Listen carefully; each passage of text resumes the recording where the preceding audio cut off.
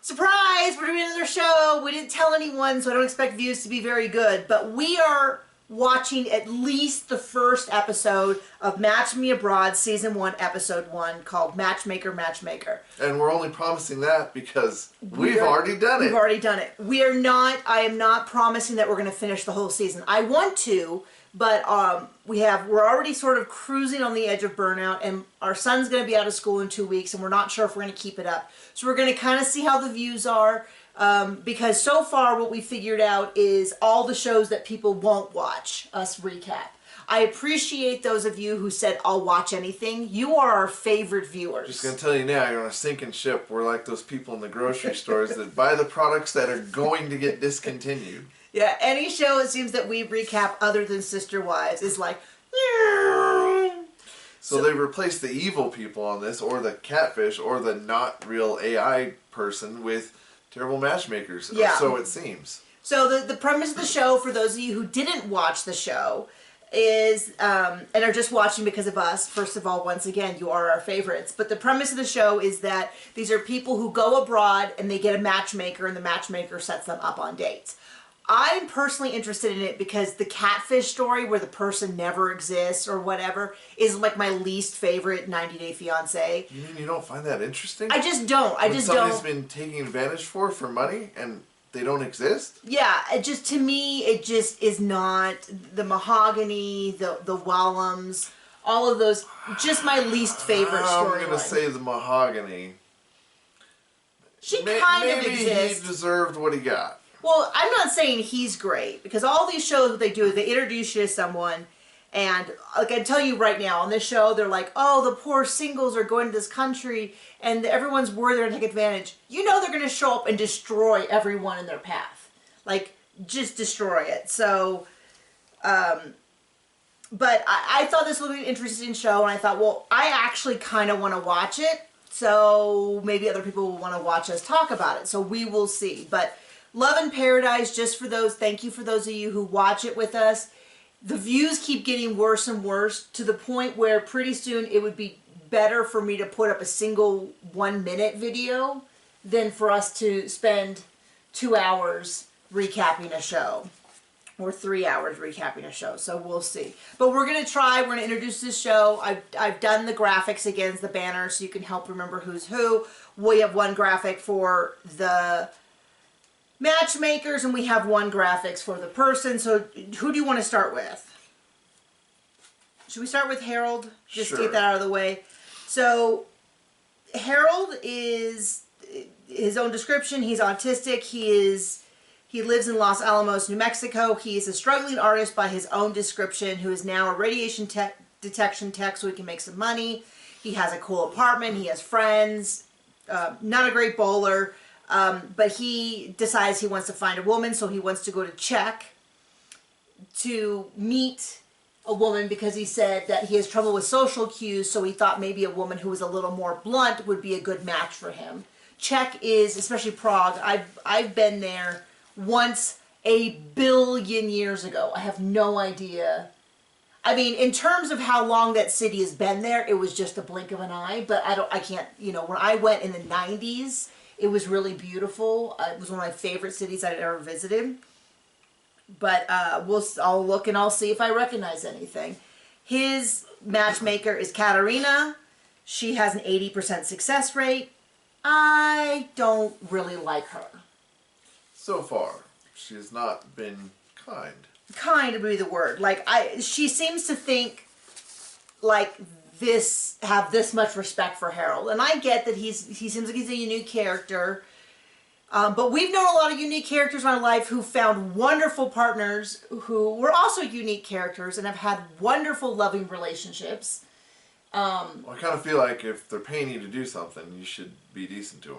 Yeah, I mean, the thing is that she seems to very much, well, she starts out kind of by saying, like, men like Harold don't make matches. Okay, great, then be ethical and say no. If you can't see that he's a hard worker and he seems like a nice guy, like, sure, he's not for everyone, but no one is. And there's a lid for every pot. It just feels like already she is coming in with this attitude of, like, everything about you is wrong. Let's change everything, and you're kind of an embarrassment to me. Not a fan of that attitude. I find it painful to watch. It feels very much like watching a baby gazelle. Well, we agree on that. As the lion comes toward it. Like, I find the whole dynamics of this really uncomfortable to me. And not thrilled with it. So that was kind of weird. And then they have this whole setup where him and his mom go to an attorney for to talk about a premarital agreement. The lawyer acts like he is just set foot on the earth the first time ever. Well, he was really bizarre because he was like, "You're talking about a premarital agreement before you've met someone," and my thought was, well, yeah. I mean, the reverse of that is that you only talk about premarital agreement after you've met your future spouse, in which case that's some bells and whistles. Yeah. Right. If I meet a guy, right. if I met a guy who was incredibly rich and I met him and he said, "Just so you know, 5 years before we met, I've already talked about getting a premarital agreement." That's something that's been in the works for a long period of time. It's not what isn't it did they change it? Am I so old that it's not a prenup anymore? That is the wording they used, and I couldn't remember what else you called it. So prenup. So if I met a guy who said, you know, when I got, when my business took off as part of the partnership deal, I agreed that I would get a prenup when I got married, I'd be like, okay, that makes sense to me. You didn't know me, this isn't about me, all that. Now, if I met a guy who was incredibly rich and we were engaged and he goes, "So I've been thinking about a prenup," I'd be a little bit like, whoa, what exactly in our relationship? Like, so this lawyer acting like out of nowhere this came up is a little weird, because it's like, that is when you should be thinking of it. Now, you know, when he talks about like his inventions and stuff, doesn't sound like he actually has assets at the moment, but you know, I don't think it's wrong, and I think it's better to go and discuss that. And the lawyer's a little bit like, "Oh, well, you haven't even met the woman." It's like, yeah, that's the best time to have to make an objective decision about a prenup. Now, speaking of, we sat down with a lawyer before we got married. Did we? Yeah. Was it before? Yeah. And he started talking about stuff like that, and I was like, and Nikki I don't think she was paying attention. She was I thought there. it was after we were married when we got a family trust made. Yeah, that was after we were married. We did that, but When before. did we talk to a lawyer? And he was trying to convince you about a prenup, and I was like, "No, we won't be getting divorced, so we don't need to talk about that." And she's like, "Well, are there any other reasons?" He's like, "No." She's like, "Oh, okay." Like, I don't remember this at all. I don't remember why we were. Was I there? Yeah, you were there. In fact, I'm sure you instigated it. But I don't remember why or how we came to be there. All I remember is we do have a family trust, which I recommend for a lot of people. We also had a will made. We had a family, that was before we had children, but everything that we own is in a trust, which, I don't know, people told us to do it, so we went and did it, because we do stuff like that. And I thought this is where you were springing a prenup on me without telling me, but that didn't happen. Well, clearly it didn't happen, because I have no memory of this whatsoever. It was a female? No. Oh, I thought you were saying it was a female lawyer. No. Okay. I mean, I think I have a good memory, but then you say stuff like that, and it's like I don't even have a glimmer of a clue of what you were talking about. That's all I remember about it. That guy almost got smacked upside the head. Are you sure that wasn't with your first wife? Yeah. Yes. Okay. So, Katerina, back to this. I don't know why the lawyer acted like this was so shocking that he would discuss a prenup. Now, the lawyer looked like he worked out a lot and took care of his physical appearance. Didn't seem to have much brains based on this. Now, when he said, when Harold said, "I'm going to go to check and I might come back engaged," that part is unusual. I'm going to say most people don't go on a vacation planning to meet someone and get engaged if they haven't perfect. That part Have you never watched 90 Days Anything? They usually know the people ahead of time. John. It was just easy. Okay. Anything else you want to add to that? Nope. Do you have an opinion on who to go next? Which was the one that you forgot existed? This one? I don't know. Okay, we'll just go in order of my notes. So we will start with... As if I can read her notes. Like, hieroglyphics mean nothing to me.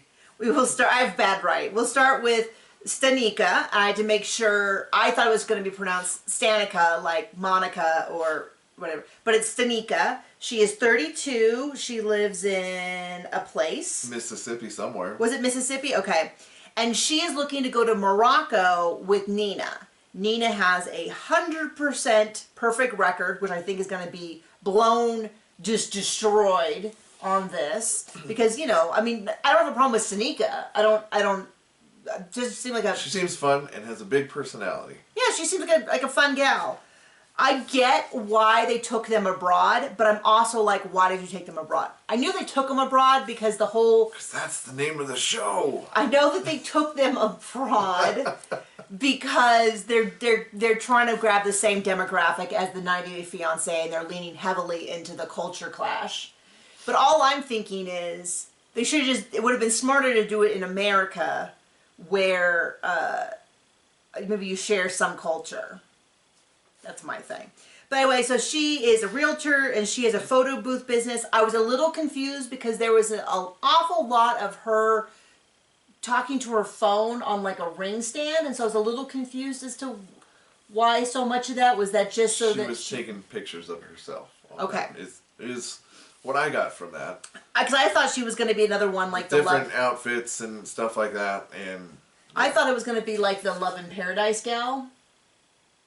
Everton, Jordan and Everton, the one who sat on cakes for a living. That's what I thought. And so when she was like a realtor, I'm like, and an influencer? No, she's the photo booth, which is funny because the photo booth thing is the new bouncy castle thing, which is like, get this thing and you can turn around and make $4,000 every single weekend by renting it out to events. And then they discover that people are terrible, they don't return things and all that. I don't know. I kind of feel like that's why you get into the porta potty business, because you know what everybody needs to do. Yes, I do, but this is less smelly. Yes. So she has never been in a relationship. She does talk about how she has recently lost a significant amount of weight, but she's looking for someone. She thinks that maybe that is part of the reason she's been insecure. But she wants to find someone who will continue to love her, whether or not she continues to lose weight or if she gains some of it back. Seems like a very reasonable thing. Not quite sure why she picked Morocco. My guess is that the way this show went was there was a casting call for singles willing to find love abroad. And then they matched them up with, and then they did a casting call with matchmakers, found some that were willing to do this, and then sort of was like, can you come up with a good reason why you would want to go to Morocco? And she's like, oh, sure, yeah, the men are good looking, and because it just doesn't seem like there is, I'm just not seeing Susan more so than anyone else, but we'll talk about her in a minute. Seem to have a really good reason why they're going to the particular place that they are. They don't have, it's not like my family's from Czech, I lived there till I was 12 and I miss that, or things like I spent 7 years there and that kind of thing. I don't know. It just doesn't seem to be the case. So she's going to Morocco, and then Nina is the matchmaker. So Nina said that she specializes in matching up Arabs and Americans. She was raised in New Jersey, but both of her parents are from Palestine, so she figures that she has a good connection to both worlds. She has a perfect record. She refers to the men in Morocco as alpha, but very sweet. Which, in my mind, I don't hear people using the word alpha in a way that I personally find attractive. Now, if you were to describe alpha, a man who takes charge and things like that, that's not something I have a problem with, but it seems that almost everyone that I hear referring to themselves as an alpha man is like the last person on earth I'd want to be near. You mean... Okay, stop it. Like Ben Shapiro you don't find attractive? I don't find him attractive, thank you very much. I don't also wouldn't find him an alpha. And what's funny is I come from, there's a big difference between people in real life who refer to themselves as alpha, and for those who don't know, I'm a writer, and I'm very heavy into the writing scene. I personally write mysteries, such as this one right here. When did you start writing books? How many do you have? I Is one coming out soon? One is coming out in 2 days. All right. And please buy and support us. But I'm a big part of the writing community. I do writing classes, I do coaching, I do stuff like that. And what's funny is that within the romance community, which I am a reader of but not a writer of, the alpha, we use the alpha term a lot because it's to describe a hero. But it's one of those things where in books you're likable, in real life it's a little bit less so. At least people who refer to themselves as alpha. So I'm already a little bit like, what? Like, where is she going with this? So maybe it doesn't mean what we think it means. Yeah, so we're going to see, because if I know anything about TLC shows, I know this. Whenever they introduce someone and you think, oh, they're a good person, they're not. Wait for the crazy. They are a trash monster, and they are just waiting to lure us in. I should have said the other guy instead of Ben Shapiro. I don't even want to know. The Romanian that just got out. Oh, Tate? Oh, yes. Yeah. That's what we think of when we hear this. Yeah, when people self-profess it. Now, other people can use that term, and sometimes I'm like, okay, that's not the term I would use. But when I see guys who describe themselves as being alpha males, I'm always like, a red flag, like red flag. So we'll see how this actually goes. But guaranteed, if you watch one of these shows on TLC and you start to think, oh, that poor person, they're being taken advantage of, they're going to be a monster. And the other person is going to be good, and then as soon as you go, the other person is good, they are going to be monsters, and then it's just a race to the bottom. So we will see if that is the case. Much like Enron. Just like Enron. Just wait for the implosion. So, Sanika is trying on outfits. She calls Nina. She says, what can I wear? And I was like, well, not that, because her bra was hanging out. Because I'm a prude and judgy, apparently. But Nina said, no, it's very open-minded. Wear whatever you want. If you go into a mosque, you will have to wear a head covering. The hijab. But she said, I'll bring them for you. I'll take care of you. So Nina at least seems to like Stanika, which is a step up from the situation with Katarina and Harold. So at least for now, we will see how that goes. I mean, her money's as green as anybody else's, so we'll see. The preview's not looking so good. I will say that. But I was kind of surprised that she said it's super open-minded, because I did think that most places, even incredibly modern, I'm going to use the word modern because it's a little disrespectful, but places that Americans would consider modern, still were a little bit more Turkish? I was going to say, like, just a little picky about dress. Like, I just thought that was the case. Apparently I'm wrong. We'll see how that goes. I mean, this is like my wild outfit, we've already gone over this. I'm not super crazy about modesty, but I was a little surprised she wasn't like, she just kind of basically said, wear whatever you want. I was kind of surprised by that, but I've never been to Morocco. I would love to go to Morocco. Well, I mean, the directors want, they know everybody likes to watch a dumpster fire. So it could just be that. Okay, so now I hope not for her sake, because she seems like a decent human, but we'll see. Yeah, I wish her all the best. And so the last person that we were introduced to on this particular trip is Susan, who describes herself as 50-ish, or 50 more, but she's actually 52. She's going to go to Colombia, and she's going to meet with Juan, the matchmaker. Now, this is the one where I said the reason that she picked Colombia makes more sense than any, the rest felt very much like they were like, well, you have a choice between Colombia, Morocco, and Czech. Like, that's what it feels like. And also, yeah, she put it on TV. So she's a hedge fund manager, which sounds like something you don't want people to know until you know them. Because they make a lot of money? Yeah, I work with billions of dollars. Oh, yeah. It's like, okay, well, I think we know how to attract the wrong kind of folk. I personally think Susan is a great candidate, so we're going to wait to see what the craziness is, because she brought her flippin' dog to another country, so, there's some crazy for you.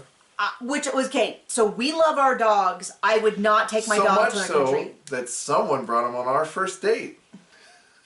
All 300 pounds of them. I've told this story before many times. I had 2 Great Danes when I met John. They were combined about 300 pounds. They were extra great. They were, and they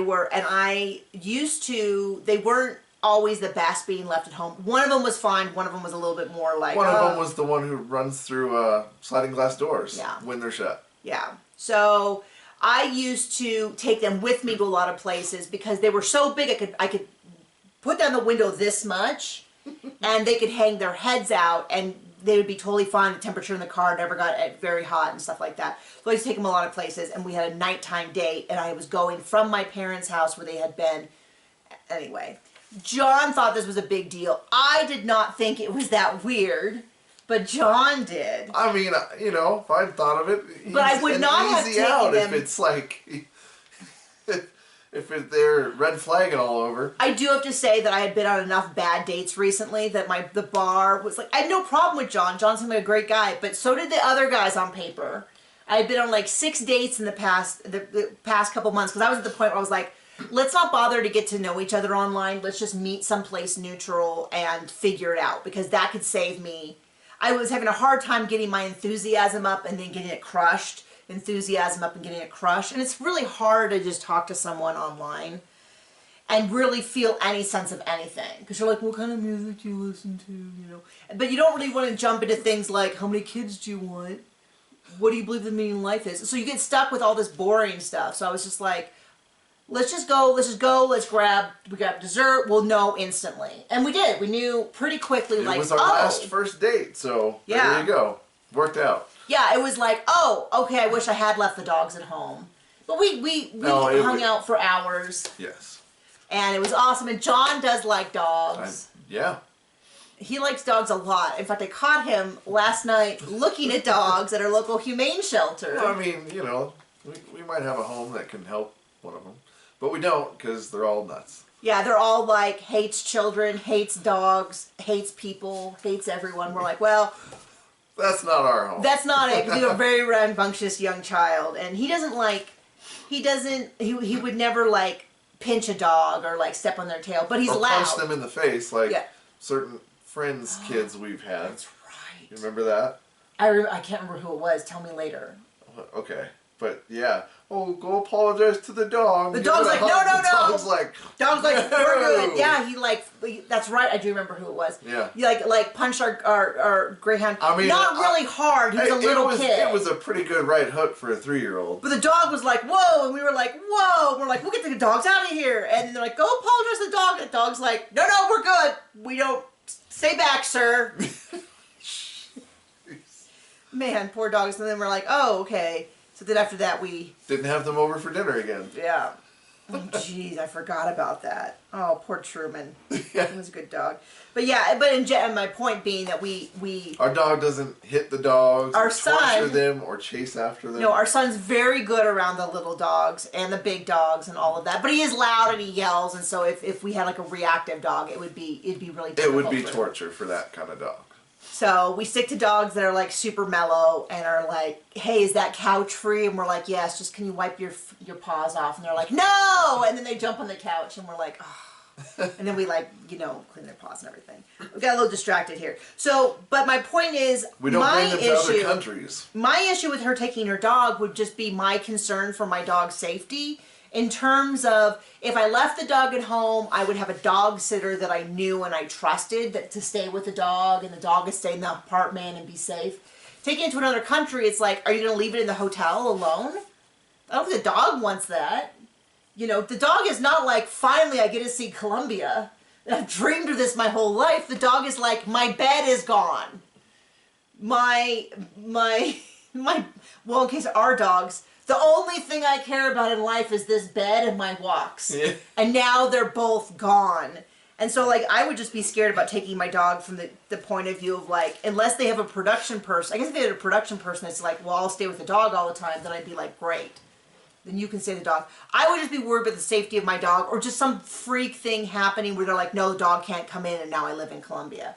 I'm not leaving my dog behind. Or, I don't know, some weird disease we don't have here, or vice versa. I mean, it just seems like a lot of trouble for no reward. Yeah. Yeah, I mean, that was just kind of my thing. For more hassle. But to be clear, it's not about how much she loves the dog, because... I don't think she's thinking of the dog at all. Well, my point... Well, she did say, of course, for those of you who know that I'm an older mom, when she said she was 52 and she's a single mom to a 2-year-old, I was like, wow, at 50? Then she's like, it's a dog. And I was like, oh, okay. You can have dog at any age. I don't know. I consider that a red flag when somebody starts talking about their dogs like they're kids. They're dogs. I mean, they're great. I love them. Really love mine, but they're dogs. I really snuck that red flag right by you, didn't I? I never heard you talk about them like that. No. So when she was younger, she spent a lot of time in South America traveling, and she said she really enjoyed the guys that she met there, and so that's why she's going back. So that's a better reason than anyone else I've heard, although I'm not totally sure I buy it. So then Juan.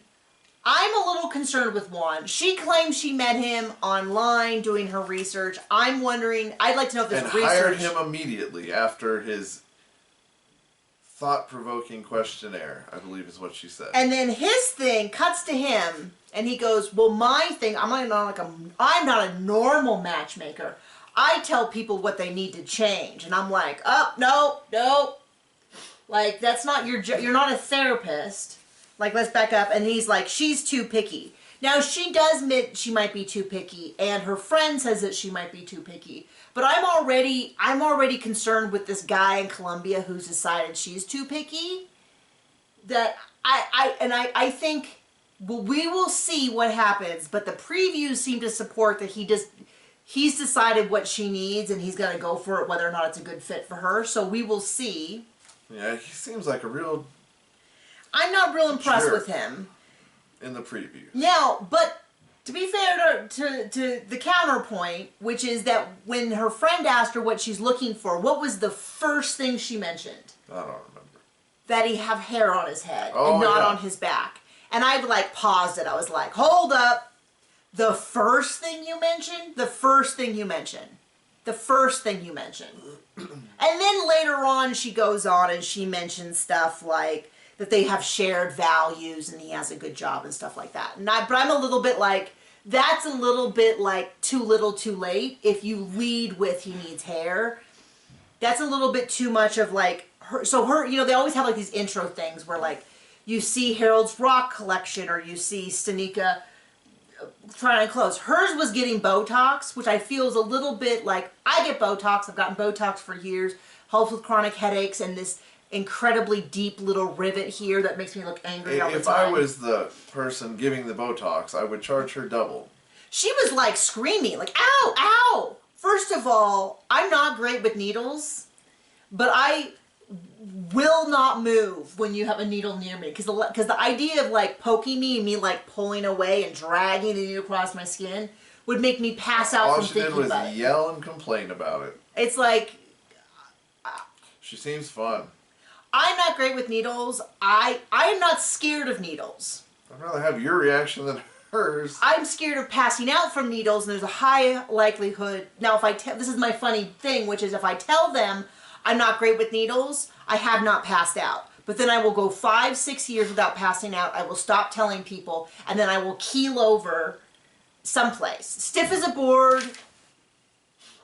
I've scared several nurses to think I was having a heart attack because I go straight, or epilepsy because I go perfectly straight.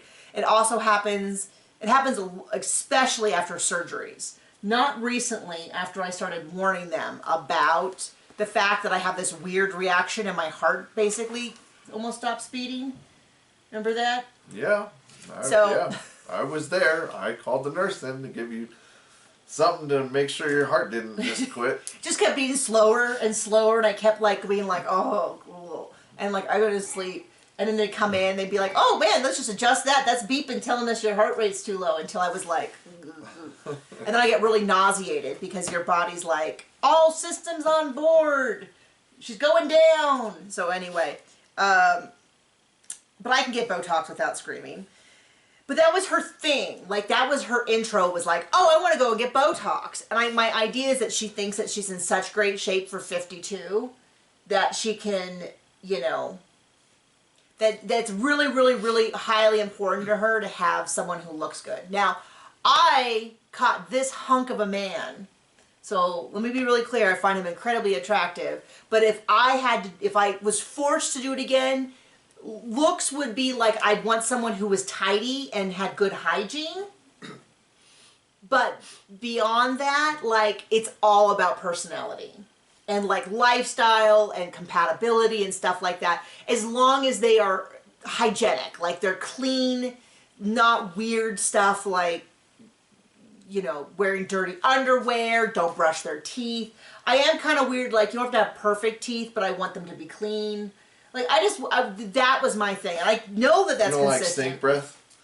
Well, I mean, it happens to all of us from time to time, but I remember when we did eHarmony, they had, like, your must-haves, and some of those must-haves could be things like work really hard on their physical appearance. And even then I said it's about hygiene. I want them to be hygienic.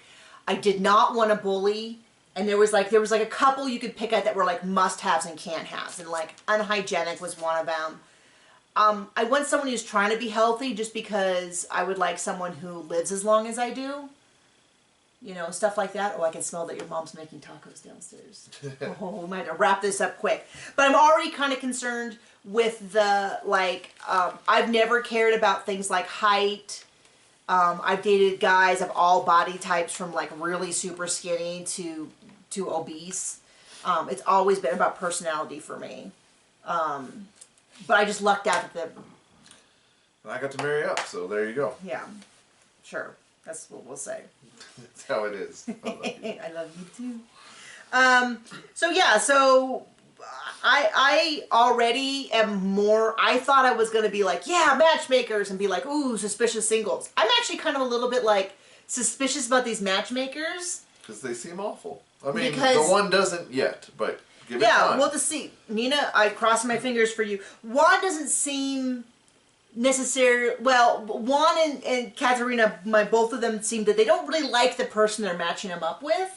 That they're supposed to be matching for, and that concerns me because it looks like maybe it's a strategy. Maybe they send in the turd before the egg. it's the worst analogy I've ever heard. No, but okay, so back in the day, my full-time job was I was an archery coach, and I had a philosophy about coaching, which is I always felt that if you did not truly believe in the potential of the student you were working with, it was unethical to continue to work with them, and that it was far kinder and more ethical to encourage them to go to a coach that truly believed in them and truly believed in their ability. Now, this was not so much an issue that I had. I did genuinely believe in my students, but I had been both a student for a coach who treated me poorly, and I had friends who worked with coaches who treated them poorly, and I had seen coaches that treated their students poorly, especially at the Olympic Training Center. So that always pissed me off at the Olympic Training Center when they would send athletes there and the coach clearly did not believe in their ability and neglected them and undermined them and negged them, which is a word from, I don't even know what, but where they're like, oh, if you kind of like cut at them a little, they'll like be more into you. It's like from dating, like toxic dating culture. Sounds healthy. But my point was, during seeing that and observing that, I came to this decision that if I had worked with a client or athlete who I really struggled to see their potential, it was unethical for me to take their money and continue to work with them. And that's kind of where it sounds like some of this might be heading. We will see. I am trying to withhold judgment until we actually see, because I mean, it could be a language thing, it could be, but the previews definitely look like it's one, like, worse than a breakup would be to have a professional matchmaker tell you that you're not of value. And I figure, like, one person breaking up with you is bad. A professional person telling you you're undateable feels like now that's carried across all of the universe. So we will see. Any thoughts, John? I try not to. If you haven't watched the show and you heard all that, go watch the show and come back and tell us, or just stay here and watch us. Or don't. And tell us if you want us to continue. Have a good life. Okay, bye.